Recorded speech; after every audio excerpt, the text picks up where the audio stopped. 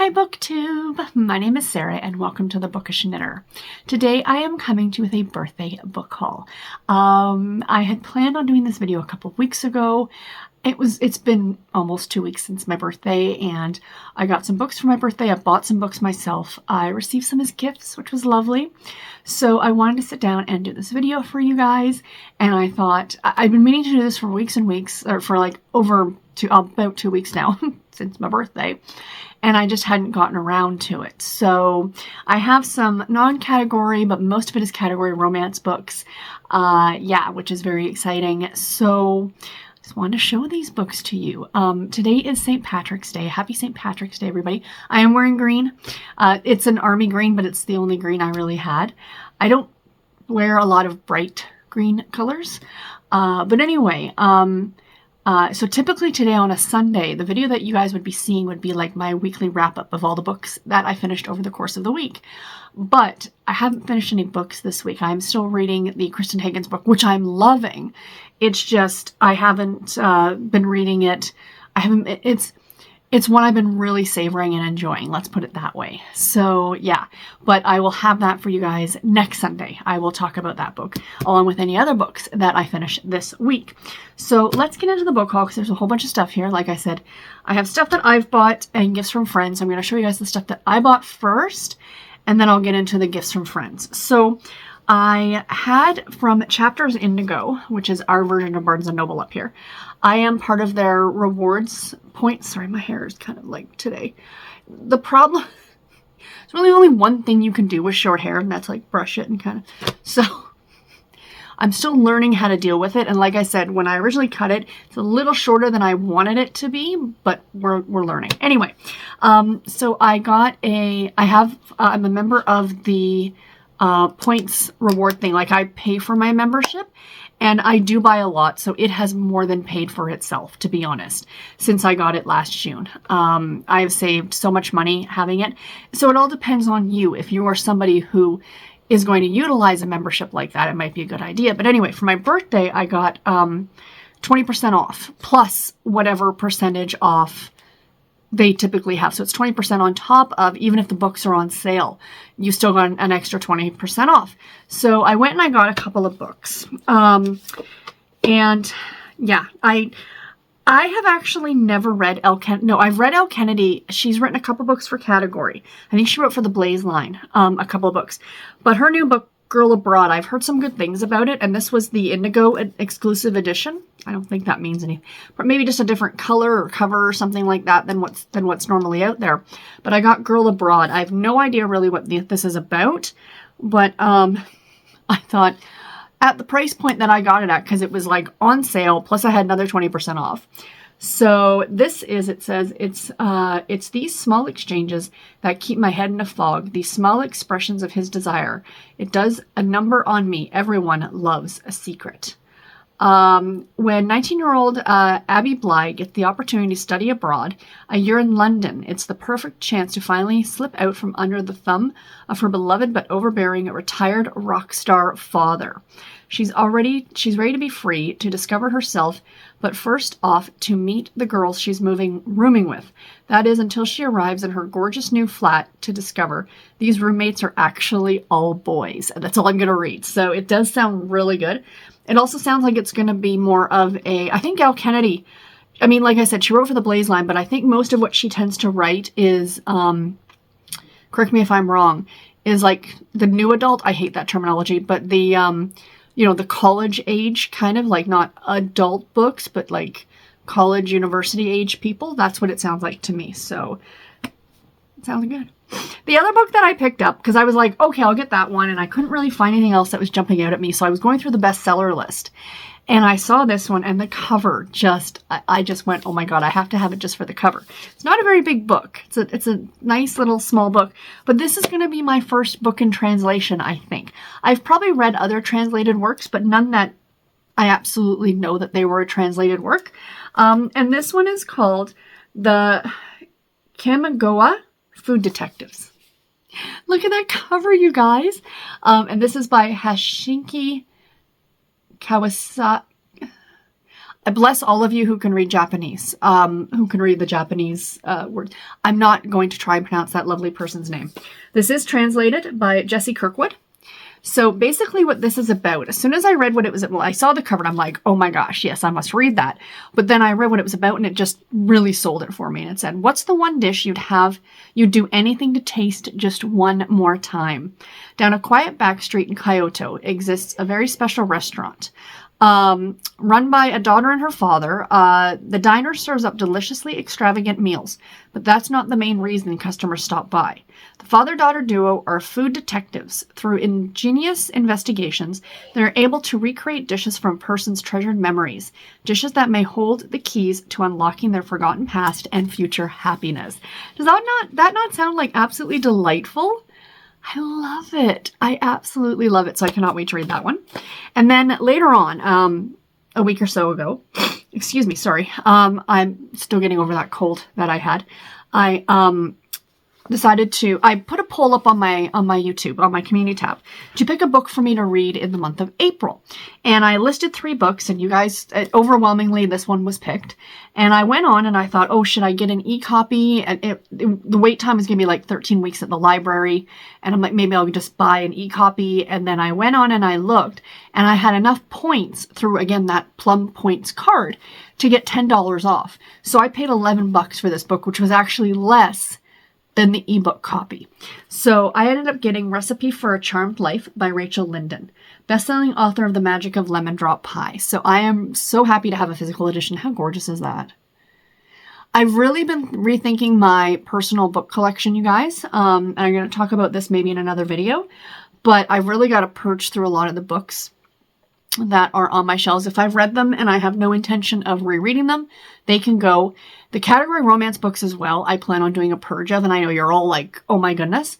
But I've come to the decision that if it's a book that I can get as an ebook, then I'm probably going to let it go. Now I have the Frozen song in my head. Let it go. I'm going to donate it, because I just have so many of them, and it's great and it's wonderful and I love them, having them as a collection. But I also would like some non-category books as well on my shelf. So in order to make room for that, I have to give up something. And I think that's the concession I'm going to go with. Unless it's a book that was signed, unless, you know what I mean? Stuff like that. There'd be certain qualifications, but yeah. But anyway, back to this book. I'm excited about this one. After a day of, you know what, guys? I really do need my glasses. I'm at that age that I need the old glasses. After a day of unrivaled, even with glasses, I can't read this, unrivaled disappointments, a promising young chef finds every bite of food suddenly tastes bitter. To save her career, she travels to the Pacific Northwest to reconnect with her estranged mom and discovers a family legacy she never suspected. So that sounds really good. That is going to get read in April. I cannot wait. So now on to the other things that I purchased myself. So I did go to the thrift store. As I was just saying, like, I'm going to eventually be getting rid of some of the category books that I can get as ebooks, but I hadn't made that decision at this point in time yet. So I thought I would show these ones to you guys. So we have Uncovering Colton's Family Secrets by Linda O. Johnson. This is a Harlequin romantic suspense novel. Coming face to face with her past jeopardizes both their futures. There's that one. And then we have a Harlequin Blaze, Tall, Tanned, and Texan by Kimberly Ray. She wrote the oh-so-awesome Cowboy Vampire series that me, Bree, and Nicole from Who Picked This Book already years ago, or read all of them years ago. That was really good. I've got this really old, it is a historical novel. This one will be a definite keeper.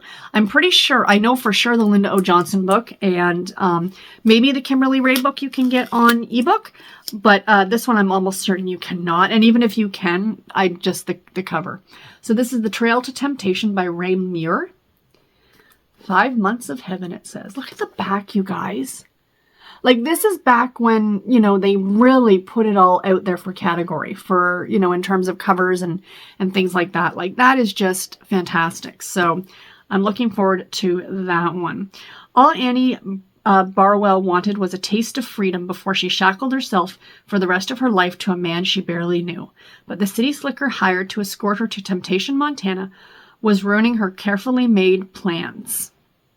So she's off to go marry somebody else, probably a mail-order bride situation, and the guy who is escorting her might be changing her mind on that. Sounds good. This one is another one that I will definitely be keeping. This is a signature, Love Swept Silver Signature Edition. Touch the Horizon. Originally published as number 59. This is by Irish Johansson. So this is like the best-selling author collections that Harlequin puts out. So re-releasing authors, favorite or older books or something like that. So yeah, this is fantastic. The Bantam book, September of 1984. Is that when this was originally published? Yes, it looks like it was originally published in 84. Shades of Lawrence of Arabia, Billy Callahan thought in stunned amazement. The Prince of the Desert was a golden man. I'm interested. I just happened to see that on the shelf at the thrift store, and I immediately added it to my pile. More here. Oh, so I know Ollie is reading an earlier book in this series, but I picked up this one again. I don't know whether or not all these are available as ebooks now. We have Thrice Familiar by Carolyn Burns. So this is a long-running series that she did regarding it's a Harlequin it's a Harlequin intrigue novel, but it features a black cat in every story. In some stories, the cat actually kind of sort of narrates the story. In other ones, not so much. Nancy Robards Thompson is a favorite author of mine. I really like her books. She doesn't write as much anymore as she used to, but she still does. This is Accidental Father, which is a Harlequin special edition novel. Very cute. And this one is almost a brand new release, January of 2021. So yeah, this one will be available on ebook. We have Alaskan Mountain Rescue by Elizabeth Hitler. Nice little puppy. Catching a Kidnapper Takes Teamwork and a St. Bernard, it says. That's adorable. And then we have just a couple more here that I have bought myself. Then we will get into the gifts. So we have an older Harlequin romance, Outback Bridegroom by Margaret Way. Takes place in Australia. All of Margaret Way's books took place in Australia. We have a Julie Miller book. Love the cover on this one. Crime Scene Cover-Up. Another Harlequin intrigue. I think if you're going into a fire, you might want to wear something underneath your fire suit jacket thing. I don't know. Maybe. I'm guessing. Their passion was forged in flames. Will they survive the next inferno, it says. And then we have Deborah Fletcher Mellows, In the Arms of the Law, another Harlequin romantic suspense novel. To get to the truth, will he mix business with pleasure? In these books, the answer is probably a big fat yes. So those are all the books that I bought myself. So let me get into the gifts. All right, so I did get 2 books from Thrift Books because I do have a wish list below. And one of you lovelies sent these to me for my birthday. I know who it was. I'm not going to say here. No, I'm not going to say here because they didn't, we didn't talk about that. So I think it's just fair not to say necessarily who sent these to me. If you know, essentially. So thank you very, very much. I really appreciate it. And I have not opened them up yet. There was an email that was sent to me that showed me the books, and I deleted it. So I saw who it was from, but I deleted it before I could see what the books were. So I have no idea what these are. So I'm very excited. So I only just opened it up just a little bit. So what else is in here? So we have, oh yes, yay, thank you, American Pie by Margaret St. George, the 1890s. So Harlequin American Romance did this line of books, A Century of American Romance, from the 1890s to the 1990s. So there were 10 books, one every decade, and they just focused, it was like a historical novel, but an American romance, so American historical. Like typically, when you're reading historical romances from Harlequin, the Regency, stuff like that takes place in the UK, but these are all American, excuse me. I'm drinking my coffee this morning. So yeah, I don't know Spirited and Ambitious, Polish Immigrant, yay! Lucy Kolska arrives in New York on the eve of the 20th century. Work is scarce, labor is cheap, and the tenements are teeming. But Lucy's greatest challenge is born of her heart. Proud and daring Dublin native, Jamie Kelly dreams of feasting on his slice of the pie, and he's willing to risk everything to succeed in this brave new world of horseless carriages and moving pictures. Sounds so good. I have read, I think I have the one from the Vietnam era, and I might have one more on my shelf, but yeah, regardless if these are available on digital or not, I want to collect the entire series of these A Century of American Romance books. I think that these are just delightful. And then the other one, again, no idea what's in here. Oops, I don't want to lose that. We have, special edition. Yay. The Rogue by Lindsay McKenna. Love Lindsay McKenna. She writes military romance. In case you guys are curious, she is former military, if I'm remembering correctly. After the publication of Return of a Hero, I received hundreds of letters asking what happened to my story's hero. Blah, blah, blah. Mercenaries. Okay, no, I want to see the about you. I'm almost certain that she served in the Air Force or something like that. But anyway, I saw this one on Thrift Books, and I immediately added it to my wish list. So I love her books. This is from July of 1993. So yay. So thank you. Again, you know who you are. I really appreciate it. Then I got this package in the mail that was actually sent to me before Christmas. And again, I'm not going to name this person. If you know, you know. And she not only sent me this great pile of books, sorry, I got a sticker stuck to me, but on every single one of them, she included a little sticky note with a snarky little comment about the cover, which you guys know. I love to do snarky little comments about the covers of these books, because as much as I love them, the covers can be interesting, let's say. So I think all of these are older, and I'm so thrilled that I have them. So thank you so much. So we have The Waiting Heart by Janine Allen. This is a Harlequin romance from 1987. Look at that. Isn't it delightful? The note. Watch out for those teachers. And could her hat, scarf, glove combo be any more precious? So I'm going to take the stickers and I'm putting them inside the books. So when I do get to reading these, I'll know who they came from, which is fantastic. And then we have Unfair Assumptions by Emma Richmond. This is from, what year was this published in? 1992? 1992. So, Unfair Assumptions, 1992. The comment, Bill Cosby called. He wants his sweater and a pudding pop. Such a 1990. Oh my gosh. Okay. Nope. Put that in there. All right. Oh, an older Harlequin romance. Number 2364. This is from, what was this? Well, this one I can tell you has a red spine or red edge papers. This is from 1980. And it's Dangerous Marriage by Mary Wibberley. Look at that cover, you guys. Now, it's, of course, color up here and everything, but look at this. They have the sweepstakes happening at the time, so the inside page was full color, as well as the back. Like, that is awesome. And then the comment for this one. I'm going to guess we missed the sweepstakes. I adore you. You know who you are. I adore you. So, yeah. So, that is awesome. I'll put that in there. And then, this one. We have Rent-A-Wife by Rachel Lindsay. Absolutely delightful. This is from... I missed that. Well, they now write them on the side. 1980 as well. And the comment. I need to know where she gets her hair done, because that is stunning. I concur. Beautiful. Absolutely beautiful. We have an older Harlequin romance.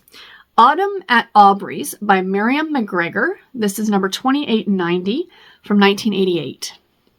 Look at that. Isn't that gorgeous? Sticker. He is totally looking down her blouse, obviously. I love it. I love it. I love it. I could just do videos, just giving snarky comments on the, oh, her and I could do these videos together. That would be delightful. This one, oh, number 2471. It's another Harlequin romance. This is from 1981. And this is by Sue Peters. Look at that one, you guys. How cool that she is going to the races with her daddy. Oh, wait, awkward. Yeah, looks like there's a wee bit of the age gap there, doesn't it, guys? Love, love, love. A Violet Winspear. She is so, wow. She is just so well known in the Presents for the Presents line. This is number 420. And this is A Girl Possessed by Violet Winspear. Published in the late 70s, early 80s? 81. And it says, Dorothy Hamill, eat your heart out. Love, love, love. And Janet Daly. Somebody was just talking, I think it was Fiona over at Books and Eats. I'm behind on YouTube videos. And she had just read the one that I watched. She had read a Janet Daly Christmas book and she was saying how much she enjoys her work. And here is one that she wrote for the Presents line. And this is called Strange Bedfellows. So there it is. I really think that cover is charming. I love the look on her face. This is from 1979, so the year that I was born. But the comment was, she looks like she has gas. I'm like, that doesn't look so cute anymore. But no.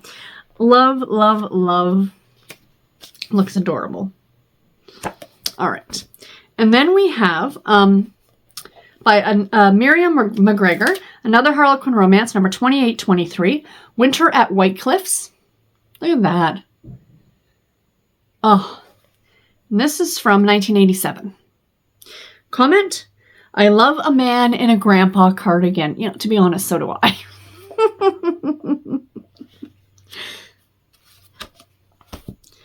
And then a very old one. I think I had to look up what number this actually is. And I think it's 1457. This is from, I'm being so ginger with it. This is from 1968. We have Nurse Kelsey Abroad by Marjorie Norrell. Look at that. This is an oldie. Romance Behind the Iron Curtain, it says. Staff nurse Jane Kelsey went to work in a hospital in a tiny Balkan state, and behind the Iron Curtain found all the excitement and intrigue that might be expected. So that's a thing. Thank you. And this one is a really cute cover too. By Rachel Lindsay, we have Untouched Wife, another Harlequin Presents novel. Number 467, and this one is sort of kind of falling apart. This is an old ex-library edition, actually. At least that's what's stamped here on the side. And this is from 1981. This is from the St. Louis County Library. So that's exciting. And the comment on this one is, aw, his daughter's going to prom. Wait, awkward again. Delightful. So the last two, as happy as I am with all of those, the last two just made me go, oh my goodness. I could not believe she found at a thrift store one of these books. I am desperate to find the rest of these. I remember totally reading these in high school, not in high school, when I was in public school, because my library had them all. And they're almost impossible to find out because I only brought out like 30 of them or something. But these were the Sunfire books, and they were published by Scholastic. And each one was titled a different female character, like a different female's name. And they all were historical young adult romances, essentially. So, yeah, this one, swept away in the murderous Johnstown flood of 1889, 16-year-old Jenny fights death and wins. Now in the devastating, tragedy-haunted wreckage, she must fight to keep herself and her family alive. Then, while working as a telegraph operator for the reporters who have poured into the Pennsylvania town to cover the disaster, she meets brash, handsome David. Is she falling in love with him, or does she really love Jim, who may be one of the people responsible for the flood? Oh my gosh. This is number 31. I think this is towards the end. The one I really, really want to get my hands on is Elizabeth, and it's on my wish list on Thrift Books. The only reason I have not hit go on it is because it's really expensive. It's like one of the harder ones to get your hands on, and I think it's because it takes place during the Salem witch trials, which you guys know is a buzzword for me. So yeah, they all are listed here. And it says, she says, I read all of these. At least the guys look age appropriate. 1000%. Absolutely. And I love it. And then last but not least, anytime anybody runs across one of these, it just makes my heart happy. So thank you so much for sending me this. A hardcover library, ex-library edition maybe, of a Sweet Valley High book. This is On the Edge by Francine Pascal, Sweet Valley High. You guys, look. Ah! I'm pretty sure I actually have the original, like the original publication of this. So her note says, Bruce looks a lot like John Bowerman from Doctor Who. Now, I have never read Doctor Who, but I'm going to put this out for all of you there. Is that who Bruce looks like or not? I don't know. I don't know who that is. I had to look it up and I went, oh yeah, okay, I can see it. And then of course she made me a card. These again was supposed to be at Christmas, but it was a thing. And then some bookmarks as well. So thank you so much. I am really, really grateful. I really appreciate it. Oh, I have one other thing to show you guys. Hold on. I almost felt remiss not showing this to you guys. So again, the lovely Fiona over at Reads and Eats had also sent me a lovely letter, which I am always happy to get. Please, please send me letters. And postcards. I'm thrilled. What I want to get for over my shoulder here, I was originally going to put a bookcase there, but I think what I might get is a corkboard, and then I can put stuff like this and the cards and stuff that I get up on that corkboard, and I think that would be awesome. So she sent me these couple of postcards. Like everything else in my house, they're covered in cat fur. So this one is Scotland, because that's where she's from, is Scotland. Gorgeous, gorgeous. I love a postcard. There's nothing written on them. She just put them in the envelope. And then this is North Berwick, Scotland. Isn't that gorgeous? So thank you so much, Fiona. I really appreciate this. I figured these were just some postcards and stuff, so I could say, you know, yeah. Thank you guys, everybody. Like this, you made this birthday extra special, and I really, really do appreciate it. So yeah. So anyway, guys, that is it. I hope that you enjoyed this video. Let me know below if you read any of the books that I've talked about. I know there's a lot here, and I'm hoping to start cleaning out that book room soon so I can make room for all of these lovelies. Yeah. So anyway, guys, that's it. Until my next video, take care and happy reading. Thank you all so much for watching. Bye, guys.